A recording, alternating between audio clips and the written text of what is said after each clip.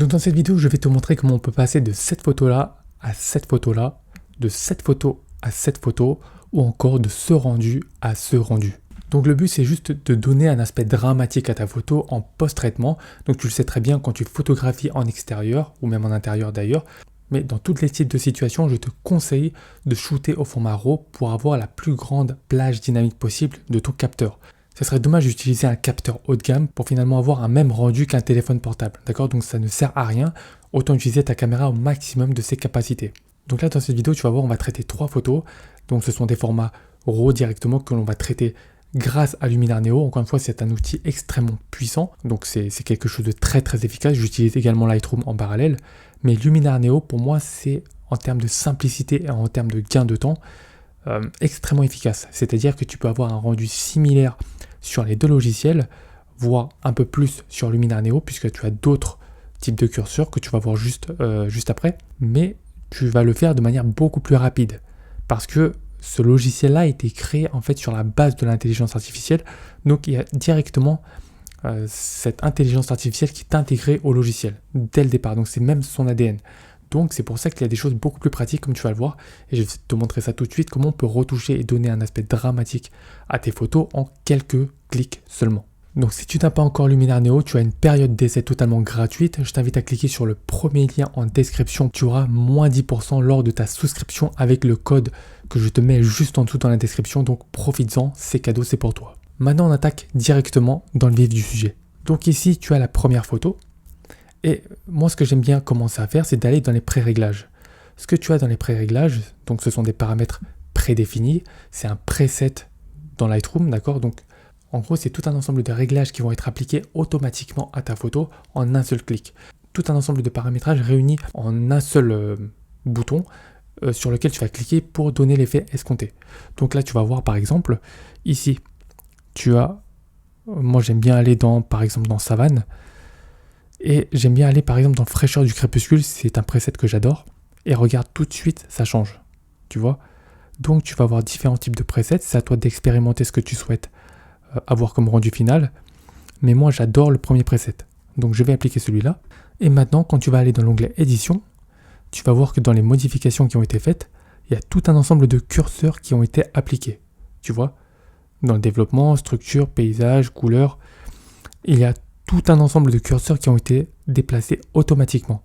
Donc toi, au lieu de le faire manuellement ici, en utilisant un preset qui est offert par Luminar Neo, donc tu as un certain nombre de presets, je te laisserai regarder ici, eh bien tu as directement un rendu très très plaisant. Donc ici, à toi d'ajuster en fonction de ce que tu souhaites. Par exemple ici, tu pourrais augmenter l'amélioration pour faire ressortir davantage le premier plan. Et si tu souhaites davantage faire ressortir encore le premier plan pour accentuer encore cet effet dramatique, tu vas aller directement dans structure. Donc le but, ce n'est pas de l'appliquer dans toute l'image, regarde. Si je l'applique dans toute l'image, tu vois, ce n'est pas l'effet que je souhaite, puisque sur le ciel, je souhaite qu'il reste assez doux. Donc moi, je vais annuler cette action et je vais aller dans masquage. Je vais sélectionner dégradé linéaire et je vais sélectionner la partie sur laquelle je souhaite appliquer cet effet. Je reviens dans ajustement et j'applique l'effet. Et tu vois, ça ne l'applique qu'au premier plan, ou en tout cas sur la zone que j'ai sélectionnée. Ici, je vais accentuer cet effet-là. Je vais revenir et je vais ajouter du vignettage pour accentuer cet effet et centrer le regard du spectateur sur le centre de l'image. Voilà. Et donc pour moi c'est parfaitement retouché. Tu peux voir tout de suite le avant, après. Tu vois, ça n'a rien à voir. Et là encore, je te l'ai montré, je t'ai expliqué. Donc ça prend un peu plus de temps que prévu, mais tu vois qu'en moins de 2 minutes, cette photo est parfaitement retouchée avec un look magnifique. Tu peux regarder même l'image divisée en deux, avec le avant ici et le après. C'est vraiment magnifique. Donc tu vois qu'en quelques clics, tu peux retoucher une photo de manière très très efficace. Donc imagine-toi si tu as par exemple pris 20-30 photos ici dans cet endroit-là avec des angles de vue différentes, tu pourrais juste tout simplement copier les paramètres, les modifications que tu as faites sur cette photo-là, sur l'ensemble des photos que tu as prises de la même série.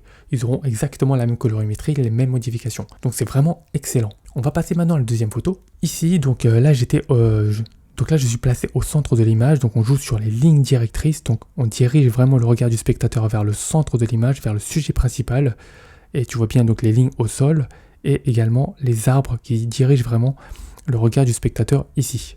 Tu vois également la fermeture ici par rapport au ciel, tout dirige le regard du spectateur vers le centre. Donc nous, ce qu'on va essayer de faire ici, c'est vraiment d'accentuer cet effet-là en donnant un effet plus dramatique à la photo et pour vraiment faire sortir la photo du lot si elle figure parmi les différentes photos. Donc, tu connais la chanson, on va aller dans les paramètres prédéfinis. Moi, j'adore aller dans Savane, il y a vraiment, voilà, cet aspect-là, j'adore. Moi, vraiment, ça, c'est l'un de mes presets préférés. Bien sûr, tu pourras en tester différents en fonction du rendu que tu souhaites. Celui-là n'est vraiment pas mal non plus, mais moi, je vais rester sur le premier. Dans édition, ensuite, on va aller accentuer le vignettage. Voilà. On va également assombrir très légèrement le premier plan pour donner un aspect encore plus dramatique. Donc ce qu'on va faire, c'est qu'on va aller dans développement, masquage et dégradé linéaire. On va sélectionner cette partie-là et on va aller dans ajustement et baisser l'exposition. Donc tu vois, ça ne baisse que sur la zone que j'ai sélectionnée, d'accord?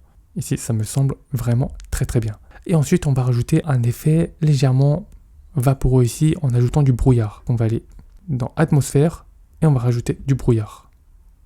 Tu vois, cet effet-là, par exemple, tu l'as pas dans Lightroom, tu dois passer par le curseur de clarté et d'autres curseurs pour avoir cet effet-là. Mais là, tu vois directement que c'est appliqué, c'est vraiment génial. Et on va rajouter un effet un petit peu mystique à l'ensemble de la photo pour adoucir un petit peu l'image. Voilà, la photo est parfaitement retouchée. Regarde ce résultat avant-après. Avant, après, il n'y a vraiment pas photo. Tu peux même diviser l'image en deux, encore une fois. Regarde-moi ce avant ici et le après. Voilà, pour moi, il n'y a même pas photo. Et c'est exactement le type de traitement que j'aime bien. Et tu vois comment il est facile de faire ce type de post-traitement. Et surtout, combien tu gagnes en temps, puisque c'est très très rapide à faire. Là, je prends le temps de te l'expliquer, de te le montrer. Mais normalement, tu cliques, c'est fait. D'accord? Pré-réglage, donc le preset, tu appliques directement. L'un des presets fournis par Luminar Neo. Et ensuite, tu fais quelques ajustements en fonction de tes goûts personnels.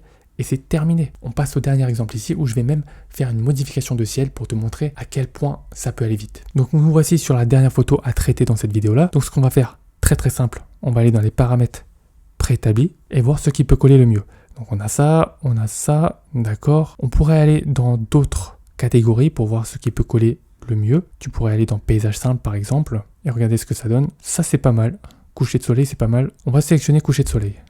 Ok, donc ça c'est pas mal. Maintenant ce qu'on va faire, c'est qu'on va aller dans édition, on va aller modifier le ciel. Donc là, choix de ciel, et je vais sélectionner un ciel un petit peu orangé, par exemple ce ciel-là. Voilà. Alors maintenant, il te reste plus qu'à ajuster tout ça. Donc ce qu'on va faire, c'est qu'on va ajuster le ciel. Donc position dans l'horizon, tu vois très très bien ici la position. Donc tu vas l'ajuster en fonction de ton horizon et la position horizontale. Donc je vais décaler légèrement le soleil de ce côté-là pour un rendu que j'aime beaucoup plus. Ensuite, on va perfectionner le masque. Donc c'est à toi d'ajuster en fonction de ce que tu souhaites. Donc là, regarde ici sur les bâtiments. Je vais zoomer et regarde la modification qu'il y a. Tu vois, ça permet d'ajuster le masque. Ici, tu recules et ici, tu avances. Donc le ciel englobe un petit peu ce qu'il y a sur la photo. Donc c'est encore plus réaliste. Tu peux combler les espaces vides également. Donc ici, tu peux regarder au niveau du toit. Ici, regarde très bien. Tu vois, et là si tu reviens au début, tu vois, ça laisse de l'espace vide. Alors qu'ici, ça vient combler les espaces vides. Donc pour moi ici, ça me convient parfaitement. Tu vas venir rééclairer la scène. Donc l'intensité du rééclairage, c'est pour l'impact que la colorimétrie du ciel a sur l'image globale. Donc là, regarde, si je diminue à fond, ici j'augmente. Pour moi, comme ça, c'est plus dramatique. Ensuite, la saturation du rééclairage, je peux l'augmenter aussi. Au niveau des reflets, donc il n'y a pas vraiment de lac ou d'eau au premier plan, donc ça ne sert à rien. Et ici, on peut ajuster le ciel en fonction qu'il soit plus flou ou moins flou, etc. Plus de chaleur, moins de chaleur, etc. Donc quand c'est orangé, c'est plus joli. Tu peux même ajouter une brume si tu le souhaites, une brume atmosphérique. Moi, ce n'est pas nécessaire. Donc voilà, rien qu'avec une modification de ciel, ce qu'on peut faire. Maintenant, on peut rééclaircir un petit peu le sujet principal pour qu'on puisse vraiment le faire ressortir sur la photo. Donc ce qu'on va faire, c'est qu'on va aller dans développement, masque, dégradé radial. On va sélectionner autour du sujet, inverser pour ne sélectionner que le sujet et on va augmenter légèrement l'exposition pour qu'il ressorte mieux dans la photo. Regarde avant, après, donc il ressort un peu mieux. Par exemple, si tu veux que ce soit plus réaliste et que tu veux effacer cet hélicoptère, eh bien c'est très simple, tu vas aller tout simplement dans effacer, tu sélectionnes la taille de ton pinceau et tu sélectionnes tout simplement l'hélicoptère et tu cliques sur effacer. Et voilà le résultat global. Donc encore une fois, regarde le résultat avant, après. Encore une fois, il n'y a pas photo. Tu peux diviser l'image en deux et regarde le avant, après, l'image est beaucoup plus dramatique et seulement en quelques clics très facilement sur Luminar Neo. Donc tu vois combien il est facile maintenant de rendre une photo plus dramatique en post-traitement grâce à Luminar Neo. Donc encore une fois, si tu n'as jamais testé cet outil, tu as le lien dans la description. Si tu aimes bien ce genre de vidéo où je te montre comment on retouche les différentes photos pour leur donner un certain mood, dis-le moi dans les commentaires. Donc mets-moi aussi un gros pouce sous la vidéo, ça va me soutenir et surtout abonne-toi pour toujours plus de conseils et ne rien rater de mes futures vidéos.